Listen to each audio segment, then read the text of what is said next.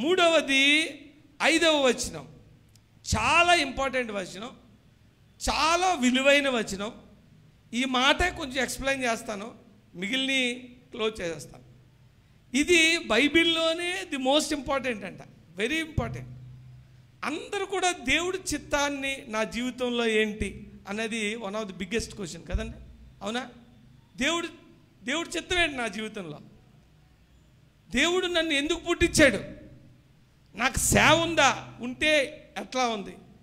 దేవుడు నా ఎడల ఎటువంటి ప్రణాళిక కలిగి ఉన్నాడు అనే చాలా కన్ఫ్యూజింగ్, చాలామందికి ఉన్న ఆ ప్రశ్నకి జవాబుగా ఈ వచనాన్ని తెలియజేస్తూ ఉంటారు.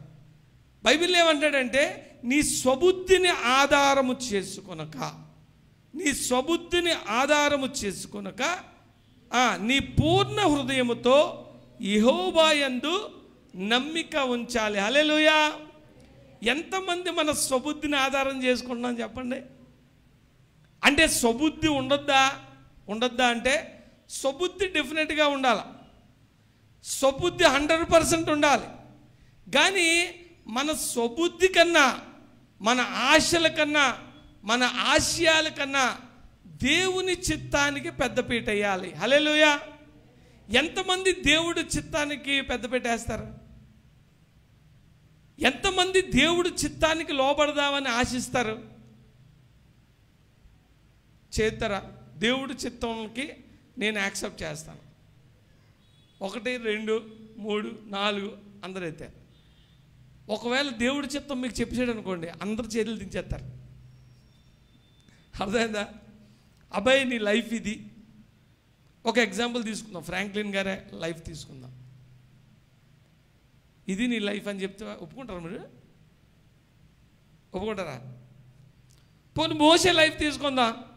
మోషే, నువ్వు ట్రూ లీడర్ ఆఫ్ ఇజ్రాయెల్, కానీ నువ్వు దేనికోసం పిలువబడ్డావో అదే నీకు జరగదు. 40 సంవత్సరాలు తిరుగుతావు. 20 రోజులు 14 రోజుల్లో వెళ్ళాల్సిన జర్నీని 40 సంవత్సరాలు తిరుగుతావు. తిరిగి కూడా నువ్వు వెళ్ళలేవు అందులోకి. స్టోరీ అంతా తెలిసిందనుకో, నువ్వు ఒక అడుగునే వేస్తావా? వెయ్యు. అందరికీ దేవుడి చిత్తం నా జీవితంలో జరగాలని ఉంటుంది. నేను ఇందాక ఒక చిన్న పిల్లల స్టోరీ చెప్పాను కదా, ఆ స్టోరీ మీ జీవితంలో చెప్తే ఇక్కడ ఎవరన్నా ఆ సంబంధం వస్తే పెళ్లి చేసుకుంటారా? అంటే సుందరలీల గారు, నెల్సన్ బాల్ గారు పెళ్లి చేసుకుంటారా?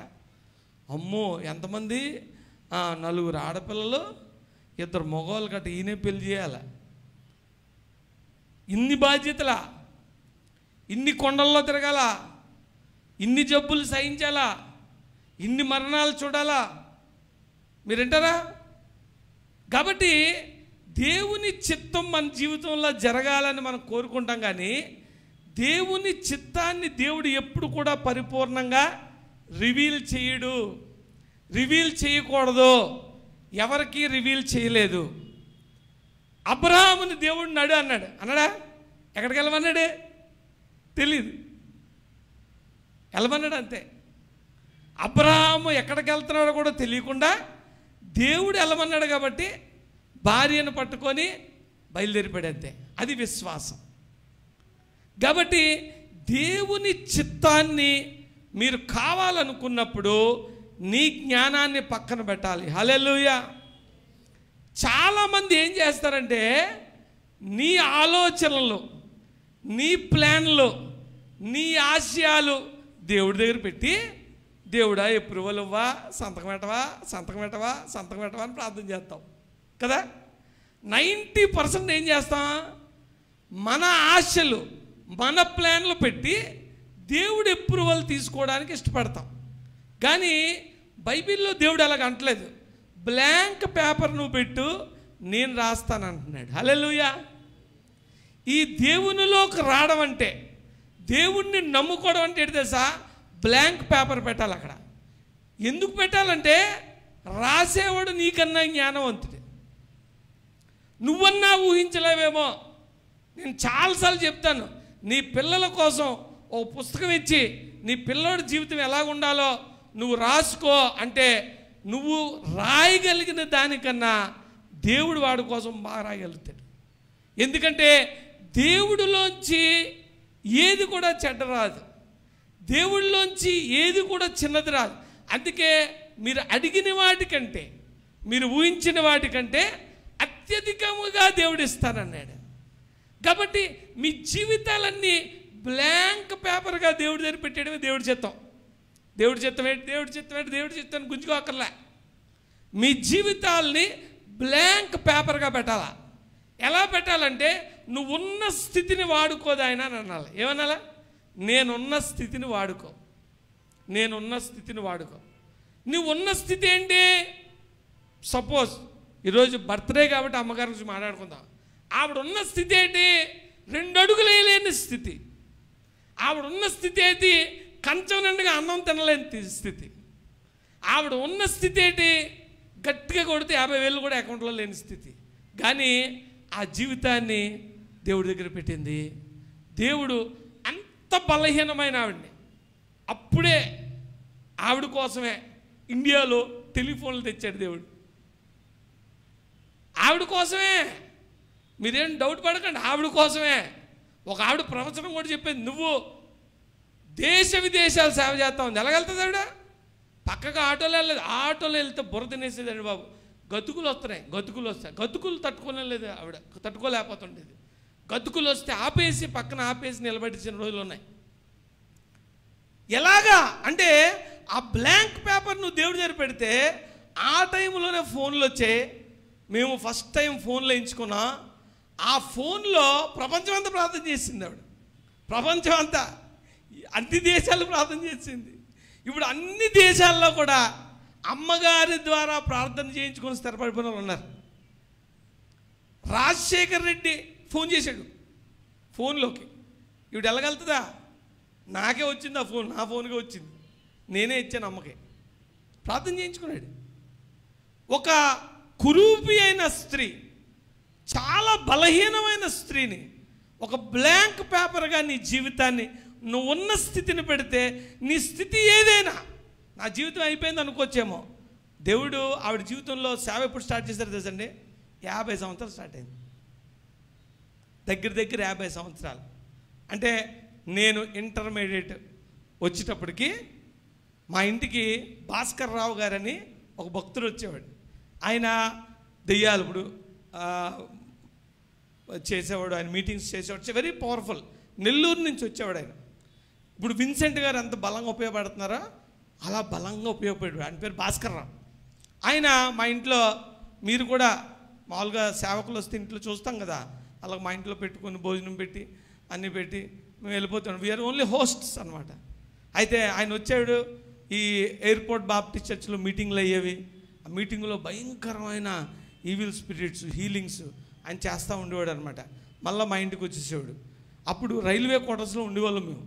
ఆ రైల్వే క్వార్టర్స్లో చిన్న చిన్న క్వార్టర్స్ ఖాళీగా ఉండేవి. అప్పుడప్పుడు ఒక క్వార్టర్ ఖాళీ చేసి ఇచ్చేవానికి. మా మాయవ కూడా ఆయనతో ఉండేవాడు. రాత్రి అయ్యేటప్పటికి ఈయన ఎన్ని కార్యాలు చేశాడో ఆ కార్యాల తాలూకు దురాత్మలన్నీ అక్కడికి వచ్చేసేవాట. ఎందుకంటే మా మామయ్యను రోజు పడుకోబెట్టాం. నైట్ ఈయన మాట్లాడేస్తున్నాడు, ఎవరితోనో మాట్లాడేస్తున్నాడు. మాట్లాడితే మీరు నమ్మరు, దుర్గాదేవి వచ్చింది, స్పిరిట్ ఆఫ్ దుర్గా. నైట్ ఆయన సమస్య లేదంటున్నాడు. దెబ్బలాడేసుకున్నారన్నమాట. ఇద్దరు మాట్లాడేసుకున్నారు. మధ్యలో ఈయన లేచిపోయాడు. మా మాయ లేచిపోయి చూస్తే లిటరల్గా మాట్లాడుకుంటున్నారు వాళ్ళు. ఆయన ఎంత భక్తుడంటే, ఆయన ఆత్మలో వెళ్ళిపోయిన, అంటే ఇక్కడ నుంచి అక్కడికి ఆత్మలో ఆయన వితౌట్ ట్రావెలింగ్ వెళ్ళిపోయిన ఎక్స్పీరియన్సెస్ కూడా ఉన్నాయి ఆయనకి. ఎందుకంటే ఆ ముందు రోజు రాత్రే చాలా సన్నంగా ఉంది ఒక ఆవిడ, చాలా సన్నంగా ఉంది. ఆవిడకు ప్రార్థన చేశాడు ఆయన. ఆవిడ, మీకు తెలుసా, చర్చిలో 6 కూర్చునే టేబుల్ ఉంటుంది, బెంచి, 6 కూర్చునే బెంచి. అది 2 మొయ్యాల, 2 లేక 3 మొయ్యాల. ఒక్కతే ఎత్తేసింది చేత్తో, ఒక్కతే ఇలా లేపేసింది. హాస్పిటల్లోకి వెళ్తున్నారు, హాస్పిటల్లో ఏ జబ్బు లేదంటున్నారు. ఆవిడకి ప్రార్థన చేస్తే రాత్రి ఆ దురాత్మ డిస్కషన్కి వచ్చింది. నేను అక్కడ ఉన్నాను, నువ్వు ఎందుకు వెలుగుతున్నావు అని అడుగుతుంది అనమాట. పోతావో, నేను డెఫినెట్గా ప్రార్థన చేస్తాను, ఆ బిడ్డను నువ్వు వదలాల్సిందే అంటున్నాడు ఆయన. ఇలా ఉండేది ఆయన కాన్వర్సేషన్. అయితే ఆయన మా ఇంటికి వచ్చి వెళ్తా నెల్లూరు వెళ్ళిపోయిన తర్వాత పెద్ద ఇన్లాండ్ కవర్ రాశాడు. Inland cover. ఆ ఇన్లాండ్ కవర్లో ఏం రాశాడు తెలుసా? అమ్మ సుందరలీలమ్మ, నీలో ఈ ఈ ఈ గిఫ్ట్స్ ఉన్నాయి, అవి ఆపరేటింగ్ మోడ్లో ఉన్నాయి. ఇప్పటికీ 50 సంవత్సరాలు రివీల్ చేశాడు దేవుడు. ఆపరేటింగ్ మోడ్లో ఉన్నాయి కాబట్టి యు స్టార్ట్ ఆపరేటింగ్ అన్నాడు. ఆ లెటర్ చాలా కాలం దాచాం మేము. అప్పటి నుంచి ఇంకా ఉధృతంగా అమ్మగారు ధైర్యంగా అవి ఆపరేట్ చేయడం మొదలుపెట్టారు. కాబట్టి దేవుడు ఎప్పుడు వాడుకుంటాడంటే వయసుతో సంబంధం లేదండి. దేవుడు ఎప్పుడైనా వాడుకుంటాడు, కానీ వయసుతో సంబంధం లేదని నువ్వు ఆగిపోవడానికి లేదు. యేసుక్రీస్తు ప్రభు 33.5 సంవత్సరాలకి ఆయన కార్యం కంప్లీట్ చేశాడు. యవనస్తులు దేవుని కాడి మోయడము మేలు. ఎప్పుడు కూడా ఏ స్థితిలోనున్నా సరే యవ్వన కాలాన్ని దేవుడు బలంగా వాడుకుంటాడండి.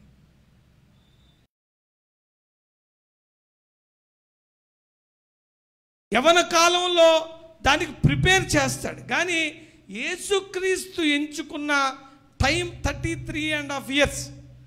ఆయన సిలువ యాగం అంటే ది బిగ్గెస్ట్ మినిస్ట్రీ ఆయన చేయడానికి వాడుకున్న వయసు 33.5 సంవత్సరాలు. ఇంకోటి తెలుసండి, ఎన్ని సంవత్సరాలు సేవ చేయాలి నేను? నా జీవితం చాలా మట్టుకు అయిపోయిందంటే యేసుక్రీస్తు దానికి ఆన్సరు 3.5 సంవత్సరాలు సేవ చేశాడు. ఎన్ని సంవత్సరాలు? 3.5 years.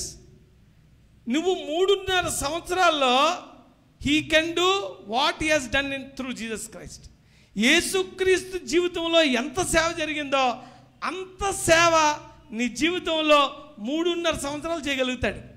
3.5 సంవత్సరాలు లేవు ఎవరికైనా ఉంటాయి కదా, డెఫినెట్గా. కాబట్టి దేవుడు ఎప్పుడన్నా చేయగలుగుతాడు, ఏ స్థితిలోనన్నా చేయగలుగుతాడు. ఒకటి ఏంటంటే వైట్ పేపర్ తీసుకెళ్ళి ఎవరికి ఇవ్వాలా? దేవుడికి ఇవ్వాలి. కాబట్టి ఆయన అన్నాడు, నీ స్వబుద్ధిని ఆధారం చేసుకోవద్దు. ఇప్పుడు ఎంతమంది మైండ్లో స్వబుద్ధి నడుస్తుంది తెలుసండి? తప్పేం కాదు. నీ స్వబుద్ధిని ఆధారం చేసుకోకుండా దేవుడి చిత్తానికి మన జీవితాన్ని అప్పగించాలా. కాబట్టి స్వబుద్ధిని ఆధారం చేసుకొనక పూర్ణ హృదయంతో యెహోవా యందు నమ్మిక ఉంచాలి.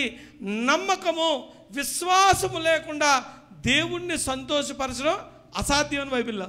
It is impossible to impress God without faith. కానీ మనం ఏం చేస్తాం తెలుసా?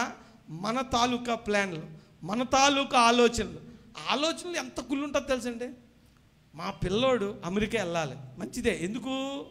మా తమ్ముడు పిల్లోడు వెళ్ళాడు, మా వియ్యంకురాలి పిల్లలు వెళ్ళింది, ఎన్ని ఉంటాయో అందులో. కానీ ఎంతమంది అమెరికా వెళ్ళి మొన్న ఒక ఆయన యాక్సిడెంట్లో చచ్చిపోయాడు అమెరికాలో, కుర్రోడు. నువ్వు అనుకుంటావు, నువ్వు అనుకున్న ఆలోచన దీవెనకరమైంది అనుకుంటావు. కానీ బైబిల్లో ఏం చెప్తున్నాడంటే నీకు ఏది మంచిదో నీకు తెలియదు. కాబట్టి నీ జీవితాన్ని ఎక్కడ పెట్టాలా? నా దగ్గర పెట్టాలా. ఈరోజు 50 సంవత్సరాల తర్వాత కూడా దేవుడు 100 సంవత్సరాలు సేవ చేస్తే ఎంత సేవ చేయగలుగుతారో అంత సేవ చేసుకున్నాడు. ఎవరితో? సుందరలీల అమ్మగారితో. నేను ఎక్కడికి వెళ్ళినా, ఏ మూలకి వెళ్ళినా, ఎవరిని వెళ్ళినా అమ్మగారు ఎలా చెప్పారండి, అమ్మ ఇలా, ఏ మాట కూడా ఇంక్లూడింగ్ నాతో పాటు నేను ఈరోజు నిలబడ్డానంటే ఆవిడ ప్రార్థన చేసి ఆత్మతో మాట్లాడిన ఒక మాట నన్ను ఇక్కడ నిలబెట్టింది. కాబట్టి ఆయన ఏమంటాడు, నీ స్వబుద్ధిని ఆధారము చేసుకొనక నీ పూర్ణ హృదయంతో యెహోవా యందు నమ్మక ఉంచు. నీ ప్రవర్తన అంతట్లో, సెకండ్ది, నీ ప్రవర్తన అంతట్లో ఏమివ్వాలా? ఆయన అధికారానికి ఒప్పుకోవాలి. హల్లెలూయా. ఇవి చాలా చిన్నవే కానీ చాలా బలమైనవండి. వీటిని ధ్యానించండి. మీరు ఇంటికి వెళ్ళి చదవండి. ఈ 3వ అధ్యాయము, సామెతలు 3వ అధ్యాయము దయచేసి ధ్యానం చేయండి, ప్రార్థించుకొని చదవండి. పరిశుద్ధాత్మ దేవుడు మీతో మాట్లాడతాడు. నీ స్వబుద్ధిని ఆధారము చేసుకొనక నీ పూర్ణ హృదయంతో యెహోవా యందు నమ్మిక ఉంచు. నీ ప్రవర్తన అంతట్లోనట, నీ ప్రవర్తన అంతటిలో ఎవరికి ఇవ్వాలా అధికారం? దేవుడికి ఇవ్వాలి. ఇది ది మోస్ట్ సీక్రెట్. అసలు ఇది కానీ మన జీవితంలో చేయగలిగితే దేవుడు నిన్ను వాడుకుంటాడండి. ప్రపంచం ఆశ్చర్యపోతుంది అన్నమాట. నీ ప్రవర్తనలో దేవుని అధికారానికి నువ్వు అవకాశం ఇచ్చేలాగా నువ్వు ప్రార్థించాలా. నీ ప్రతి ప్రవర్తన కూడా దేవుని అధికారం అంటే ఏంటి సార్? దేవుని వాక్యం. దేవుని అధికారం ఏంటంటే నీ ప్రతి యాక్ట్ కూడా వాక్యానుసారంగా ఉందలేదు చూసుకోవాలి. అందుకే అప్పుడప్పుడు నేను ఏదన్నా పెళ్ళిళ్ళ గురించి కానీ, బర్త్డేల గురించి కానీ, తిథుల గురించి కానీ, డేట్ల గురించి కానీ ఈ లోక సంబంధంగా ఎవరన్నా ఆలోచిస్తే కొంచెం కఠినంగా మాట్లాడుతూ ఉంటాను. మనం ఏం చూసుకుంటామంటే ఏది మంచో ఇక్కడ చూసుకుంటాం కదండి. కొన్ని సెంటిమెంట్స్ తీసుకుంటాం, కొన్ని వాటి మీద డిపెండ్ అవుతాం. కానీ అన్నిటికన్నా యోగ్యమైనది, అన్నిటికన్నా జ్ఞానయుక్తమైనది ఏంటి తెలుసా? నీ ప్రతి ప్రవర్తనలో దేవునికి అధికారం ఇవ్వాలి. హల్లెలూయా. దేవునికి కానీ నువ్వు అధికారం ఇస్తే ఫెయిల్యూర్ అనేది ఉండదు. నీ జీవితంలో దేవుని చిత్తం ఏంటో కన్ఫ్యూజ్ అవుతున్నావా? ఒకటే ఒక సింపుల్ థింగ్, నీ జీవితంలో నీ ప్రతి మూమెంట్ని ఆయన అథారిటీ, నీ ప్రవర్తన అంతటిలో ఆయన అధికారానికి నువ్వు ఒప్పుకొను. అప్పుడు ఆయన నీ త్రోవలు సరళం చేస్తాడు. దేవుడు సరళం చేసిన త్రోవలో నువ్వు నడాలా. నువ్వు నడాలనుకుంటున్న త్రోవలో నువ్వు నడడం కాదు, దేవుడు సరళం చేసిన. ఈ మాట దగ్గర ఈ వాక్యాన్ని ఆపుదాం దయచేసి. ఇంకోసారి చూడండి. నీ స్వబుద్ధిని ఆధారం చేసుకోవద్దు. నీ స్వబుద్ధి లోక సంబంధమైన విషయాలు చెప్తుంది. నీ స్వబుద్ధిలో ఈ లోకంలో ఉన్న భయాలన్నీ కలబొలికి ఉంటాయి. నీ స్వబుద్ధిలో నీకేది మంచిదో నువ్వు అనుకొని దేవుడి దగ్గర అప్లికేషన్ పెడతావు. దేవుడు ఏమన్నాడంటే యెహోవా యందు పూర్ణ నమ్మకం పెట్టుకో. ఎంత నమ్మకం పెట్టుకోవాలంటే లాస్ట్ వీక్ యోనా గురించి మాట్లాడాం కదా. ఆ భూమి అడుగులోంచి, అగాధంలోంచి, ఆ మరణపు అంచుల్లోంచి దేవుడు నా మాట వింటాడని ప్రార్థన చేశాడు. నీ స్థితి ఏదైనా సరే, నువ్వు ఎంత అడుగులో ఉన్నా, ఎంత భయంకరమైన స్థితిలో ఉన్నా, నీ జీవితం ఇంకా అయిపోయిందని అనుకున్నా, అక్కడ కూడా నువ్వు దేవునికి మనస్ఫూర్తిగా ప్రార్థన చేస్తే ఆయన పైకి లేవనెత్తుడు అని నువ్వు యెహోవా యందు పూర్ణ నమ్మకం ఇవ్వాలి. ది నెక్స్ట్ మినిట్ ఏం చేయాలంటే, దేవుడా నా ప్రతి మూమెంట్ మీద అధికారం నీకే. ఈరోజు అదే ప్రార్థన చేద్దాం. God take over my life. నా జీవితం మీద అధికారం ఎవరికే? మా ఆయనది కాదు, మా ఆవిడది కాదు, మా బాస్ కాదు, నీకే. నీ జీవితంలో ఆయన అధికారానికి నువ్వు అలౌ చేస్తే ఏం జరుగుతుంది తెలుసా? ఆయన రాజ్యం నడుస్తుంది నీ జీవితంలో. అంతే కదండి. ఇప్పుడు అధికారం ఎవరిది? ఎవరి అధికారం నడుస్తుంది? బీజేపీ అధికారం నడుస్తుంది, అంతేనా? మోడీ గారి అధికారం నడుస్తుంది. ఇప్పుడు మనందరం మోడీ గారి అధికారం కింద ఉన్నాం. అలాగే నువ్వు దేవుని అధికారంలో కిందకి వెళ్ళిపోయావు అనుకో, దేవుని రాజ్యం నడుస్తుంది నీలో, దేవుని చిత్తం జరుగుతుంది నీలో. దేవుని చిత్తం నీలో జరగాలంటే నువ్వు దేవుని అధికారం కిందకి రావాలా. ఎవ్రీడే ప్రేయర్లో మీరు చెప్పండి, గాడ్ దేవుడా నా జీవితంలో ప్రతి క్షణం కూడా నీ అధికారానికి నేను ఒప్పుకుంటున్నానని చెప్పండి. నీ అధికారము లేని స్థితిలో మీకు తెలుస్తాయి, మీకు తెలిసే చేస్తా. అందుకే ఎరిగి చెడిపోతిన మనసు అనే పాట ఉంది. మనమేం తెలక్కాదు, అన్నీ తెలిసే చేస్తాం పనికిమాల పనులు. ఇది దేవుని చిత్తం కాదని కూడా చేస్తాం, ఇది కరెక్ట్ కాదని కూడా చేస్తాం. వాక్యానుసారం ఇది కాదని పరిశుద్ధాత్మ దేవుడు నీకు చెప్తా ఉంటాడు, but still you do it. అక్కడి నుంచి బయటకు వచ్చి ప్రతి క్షణం కూడా నీ చిత్తములో నీ అధికారం కింద, దేవుని అధికారం కింద మన జీవితాలు పెట్టుకుంటే దేవుని చిత్తము నీ జీవితంలో జరుగుతుంది. హల్లెలూయా. చూడండి, ఫిలిప్పు నీ దేవుడు వెళ్ళమన్నాడు. ఎక్కడికి వెళ్ళమన్నాడు? ఇథియోపియుడైన ఒక అధికారి వెళ్ళిపోతుంటే ఫిలిప్ని వెళ్ళమన్నాడు. దేవుడు ఆయన చిత్తాన్ని పరిపూర్ణంగా ఎప్పుడు కూడా రిలీవ్ చేస్తే నువ్వు బతకలేవు, చచ్చిపోతావు. కాబట్టి ఫిలిప్ని ఏమన్నాడు? నువ్వు వెళ్ళు. ఎక్కడికి వెళ్ళమన్నాడు? రథం దగ్గరికి వెళ్ళమన్నాడు. అంతే, రథం దగ్గరికి వెళ్ళు. ఒక ఇథియోపియుడు ఉంటాడు, ఆయన యెషయా చదువుతుంటాడు, ఆయనకు అర్థం అవ్వదు. నువ్వు పైకెక్కి నువ్వు పరిగెట్టేస్తావు. ఆయనకు బాప్తిజం చూస్తే ఏం చెప్పలే, అక్కడికి వెళ్ళండి అంతే. అక్కడికి వెళ్ళాలా, తర్వాత ఏంటి ఆయన అని అడగాల. దేవుని అధికారానికి కిందకి నువ్వు లోబడితే దేవుని చిత్తము నీ జీవితంలో తప్పక దేవుడు నెరవేరుస్తాడు. ఆ దేవుని చిత్తము నువ్వు కలల కన్నా చాలా ఉన్నతంగా ఉంటుంది. హల్లెలూయా. దేవుడు అటువంటి జీవితాలుగా మీ జీవితాలన్నింటినీ తయారు చేయాలని నేను ప్రార్థిస్తున్నాను. 7వ వచనం చూద్దాం. నేను జ్ఞానిని కదా నేను అనుకొనవద్దు, యెహోవా యందు భయభక్తులు కలిగి చెడుతనం విడిచిపెట్టు, అప్పుడు నీ దేహమునకు ఆరోగ్యము, నీ ఎముకలకు స్వస్థత. ఏం వదలాలండి? జ్ఞానిని కదా అనుకోకు, జ్ఞానిని కదా అనుకోకు, నీ సొంత జ్ఞానం ఉపయోగించుకు. దేవుని యందు భయభక్తులు కలిగి స్ట్రైట్ అవే చెప్తున్నాడు, చెడుతనం వదలుపెట్టు. నీకు అనారోగ్యానికి కారణం ఏంటి సార్? చెడుతనము, రాంగ్ లైఫ్ స్టైల్. నువ్వు హాస్పిటల్లో జాయిన్ అవ్వడానికి కూడా కారణం అదే. మన జీవితాల్లో సకల వ్యాధులకి కారణం ఏంటంటే చెడుతనం. ఈ చెడుతనం ఎక్కడ మొదలవుద్ది తెలుసా? ఇక్కడ మొదలవుద్ది. ఇక్కడ నువ్వు నిమ్మలంగా ఉంటే, అసలు ఒక సైంటిస్టులు కూడా మనిషి ఆరోగ్యంగా ఉండడానికి సూత్రం ఏం చెప్పిన సార్?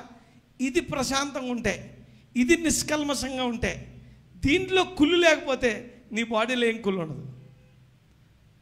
వయసుతో పాటు వచ్చే వేరు అది అరుగుతుంది కదా. మన కారు కూడా టైర్ అరుగుతుంది కదా, అరుగుతుంది. అది దాన్ని లెక్కేయకండి.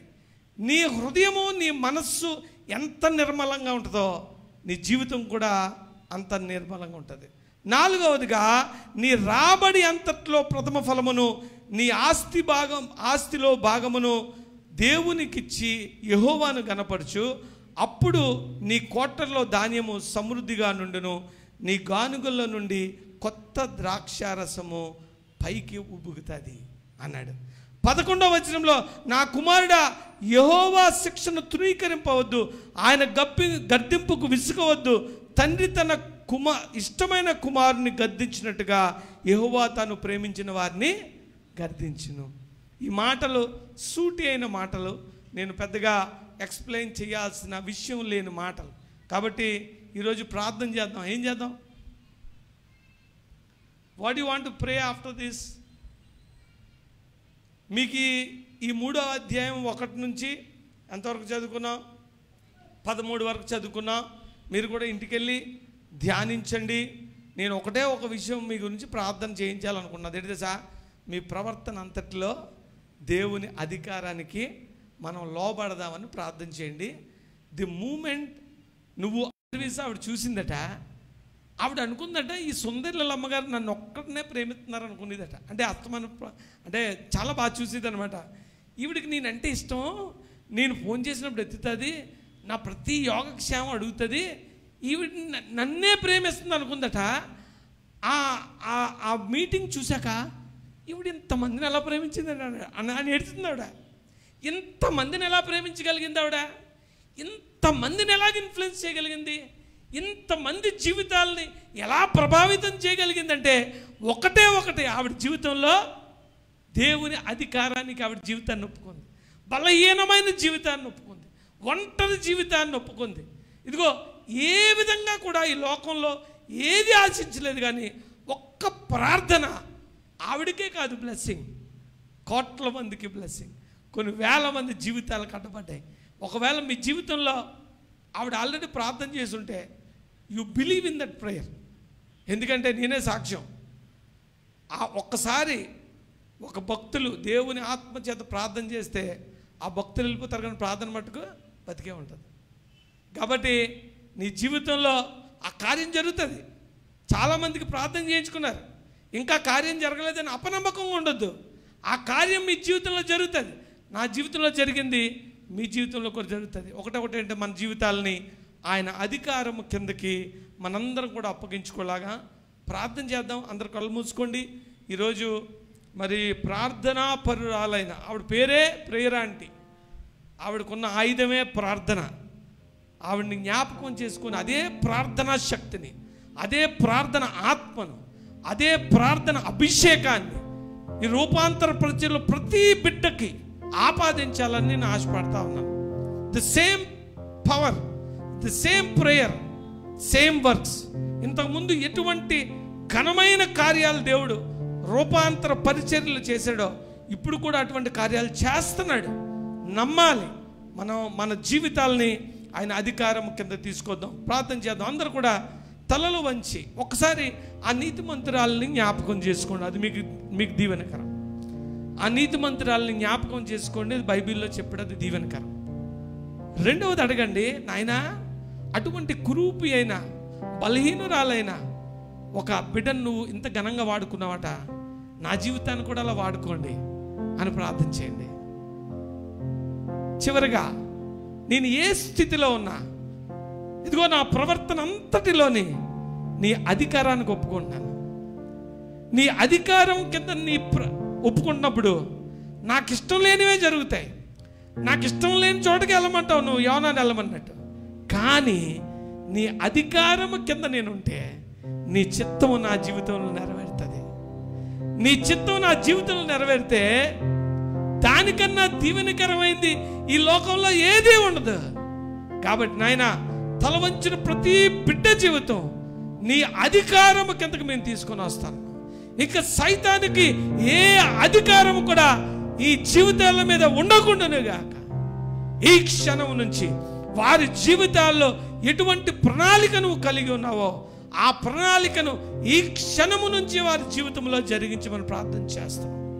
అది చిన్నవారైనా, చిన్నపిల్లలైనా, కడు వృద్ధులైనా, 3.5 సంవత్సరాల్లో నీ రక్షణ యాగాన్ని నువ్వు స్థిరపరిచిన దేవుడా, మా జీవితాల్లో 3 నిమిషాలు చాలు తండ్రి నువ్వు కార్యం చేయాలంటే. మా ఆలోచనలు, మా ఆశలు, మా ప్లాన్లు, మా ఇదిగో మరి భయంకరమైన ఇదిగో మరి లోక సంబంధమైన విషయాలు కాదు, కానీ నువ్వు దేవుడువు కాబట్టి, నువ్వు మమ్మల్ని సృష్టించావు కాబట్టి, నువ్వు మా జీవితాల మీద అధికారము కలిగి ఉన్నావు కాబట్టి, ఇదిగో సైతాను కబంధ హస్తాల్లోకి వెళ్ళిపోయిన ప్రతి జీవితాన్ని తిరిగి మళ్ళా ఇదిగో నీ సన్నిధిలోకి, నీ అధికారంలోకి నేను తీసుకొని వస్తున్నాను తండ్రి. తల వంచిన ప్రతి బిడ్డను కూడా నిండుగా దీవించమని ప్రార్థన చేస్తున్నాం. ఈ క్షణం నుంచి నీ మహామహిమ చేత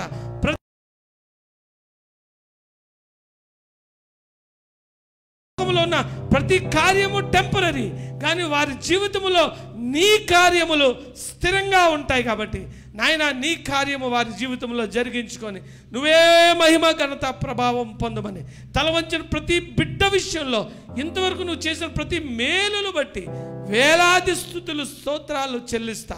ఇక నుంచి తండ్రి ఈ జీవితాలన్నీ కూడా నీకు ఉపయోగపడే పాత్రలుగా బిడ్డలను మలచి నాయన నువ్వే మహిమ ఘనత ప్రభావము పొంది బిడ్డలందరినీ దీవించమని, వారి జీవితంలో మేలు వెంబడి మేలు దయచేయమని మా ప్రభువు రక్షకుని యేసు నామములో అడిగి వేడుకొనుచున్నాము తండ్రి. Amen, amen, amen.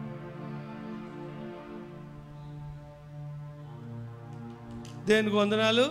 మరి నా ప్రార్థన అయితే